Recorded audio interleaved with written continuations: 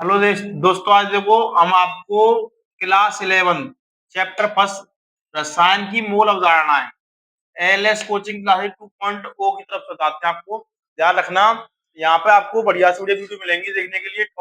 Simple language है। देखो sir, सबसे पहली हेडिंग है तत्व, एलिमेंट। ठीक है, एलिमेंट क्या होता है? देखो, वह शुद्ध पदार्थ जिसमें केवल एक ही प्रकार के कण पाए जाते हैं, जिसमें केवल एक ही प्रकार के कण उपस्थित होते हैं, उसे तत्व कहते हैं। ठीक है, तत्व जैसे कार्बन, हाइड्रोजन, ऑक्सीजन और भी तत्व हैं इस टाइप से। देखो सब एक इसमें नोट है, मानव शरीर का लगभग 90% भाग, ठीक है, कार्बन, हाइड्रोजन, ऑक्सीजन से मिलकर बना होता है। ठीक है, ये था तत्व।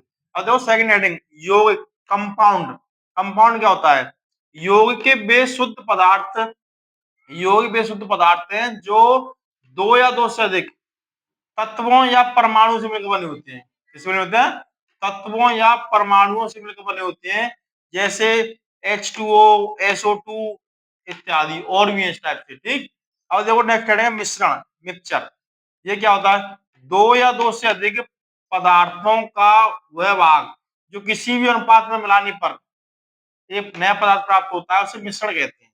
ठीक है, जिसमें क्या होगा, पदार्थ दो या दो से अधिक पदार्थ मिलाएंगे, उसमें नया पदार्थ बनेगा, वो किसी भी अनुपात में हो। ठीक है, उसे मिश्रण कहते हैं। मिश्रण दो प्रकार का होता है, समांगी मिश्रण, विषमांगी मिश्रण।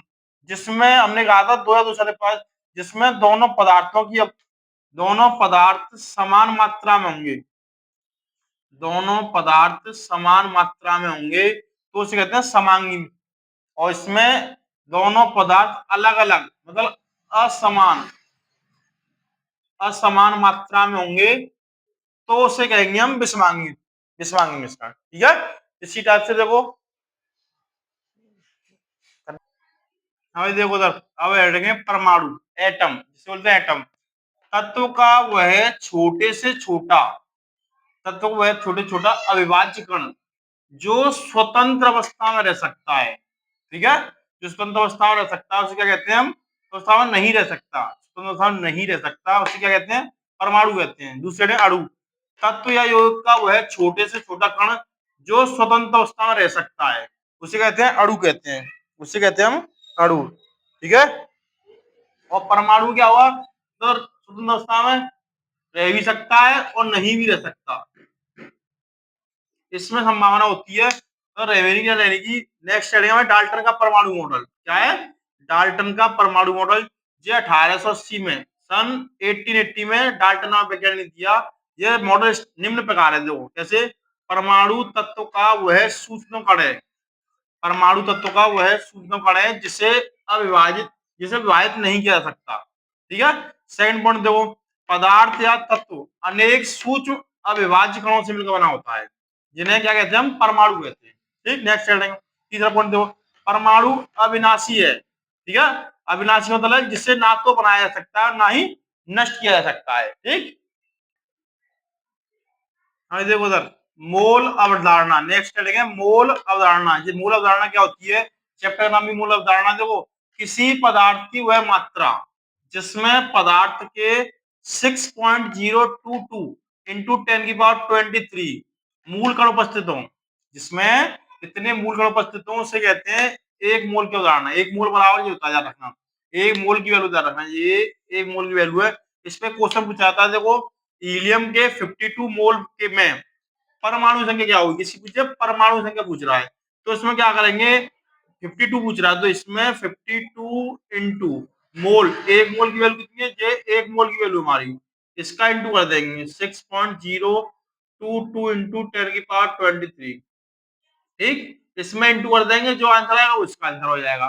ठीक, अब देखो नेक्स्ट मोलरता। नेक्स्ट है मोलरता, ये सबसे ज्यादा इंपोर्टेंट ध्यान रखना। ये 10 11 और 12 दोनों के लिए इंपोर्टेंट ध्यान रखना। देखो, किसी विलयन के 1 लीटर में विलीन विलय के मोलों की संख्या उस विलयन की मोलरता कहलाती है। ठीक है, क्या है? विलय की मोल संख्या। मोल, इसका फॉर्मूला होता है मोलरता इक्वल टू मोलों की संख्या अपॉन आयतन लीटर में। देखो इसे शॉर्ट में लिख सकते हैं, M equal to W upon M, ठीक, इंटू बी आयतन है। और जो मीटर में दे रखा होता है, इसे आयतन को हम लीटर में रखेंगे तो इसमें 1000 का इंटू कर देंगे। ये फॉर्मूला इसका। तो इसका एक न्यूमेरिकल देखते हैं, ठीक है। चलो ये देखो उधर, ये क्वेश्चन है मोलरता का, आपने अभी फॉर्मूला लिखा था, देखो मोलर का फॉर्मूला 0.4 ग्राम, 0.4 ग्राम जो है हमारा भार, जिसे हम स्मॉल डब्ल्यू लिखते हैं, 0.4 ग्राम, ठीक। NaOH इससे निकाल लेंगे हम अणु भार, अणु भार जो होता है स्मॉल n, ठीक है। NaOH अणुभार निकालना हमने अपनी फर्स्ट वीडियो में बताया था, इसलिए हम कहते हैं ALS कोचिंग क्लास 2.0 को चैनल को सब्सक्राइब करें और ज्यादा से ज्यादा वीडियो देखें। देखो इसमें अणुभार के लिए क्या करेंगे, Na+O+H, ठीक है। Na का 23, O का 16 प्लस 1 बराबर हो गया 40, क्या गया अणुभार, ठीक है। और दे रखा है आयतन, आयतन V कितना दे रखा है हमें, 500 मिलीलीटर, ठीक। हमारा फॉर्मूला होता था, हमने शॉर्ट में बताया था, M equal to W upon M into V into 1000, ठीक। इसको हमने यहाँ पे बड़ी एम रख दिया है।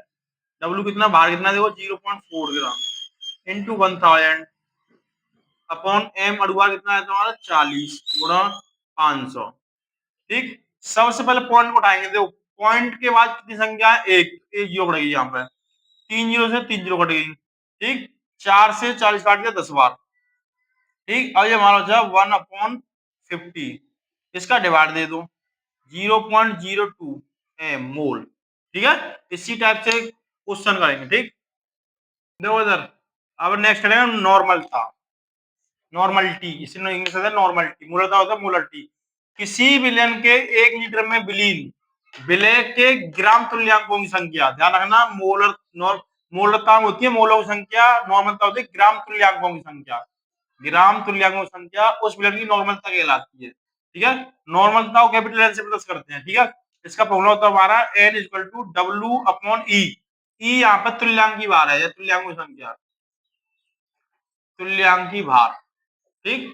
इसका फॉर्मूला होता है, ध्यान रखना, E equal to M upon संयोजकता, संयोजकता मतलब M है अणुभार, M के यहाँ पर अणुभार, अणुभार अपॉन संयोजकता होती है, ध्यान रखना, ठीक।